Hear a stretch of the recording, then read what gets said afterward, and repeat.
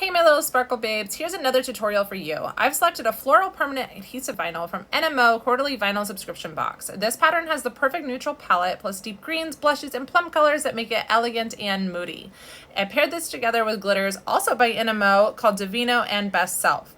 I decided to make this a V-split ombre glitter tumbler, so I started by folding and cutting the vinyl into equal triangles and simply applying it to opposite sides of the tumbler.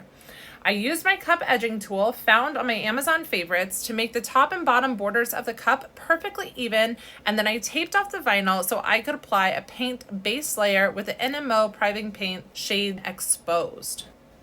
The paint layer dries really quickly and then I'm on to the next step. I applied a thin layer of tacket because I don't like Mod Podge, and then began twisting my tumbler so the glitter would fall evenly up and down to create this seamless ombre look between the two colors, Best Self and Vino. I'm going to allow the tacket to dry for about an hour and then remove the tape borders that I applied while creating the V-split.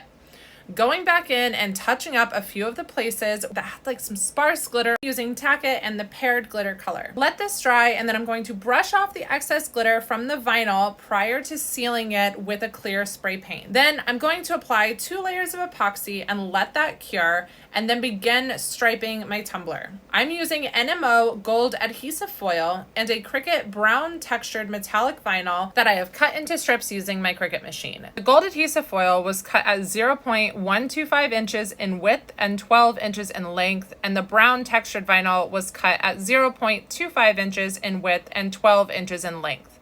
I trimmed them as I applied to fit the appropriate length on my tumbler, and I used my heat gun to tack down the vinyl so it got a little extra sticky on the back and wouldn't lift with my epoxy. I put 2 final layers of KSResin epoxy over my tumbler, and here she is. I hope you guys enjoyed this tutorial, and be sure to tag me when you create your next ombre V-split design. I can't wait to see them.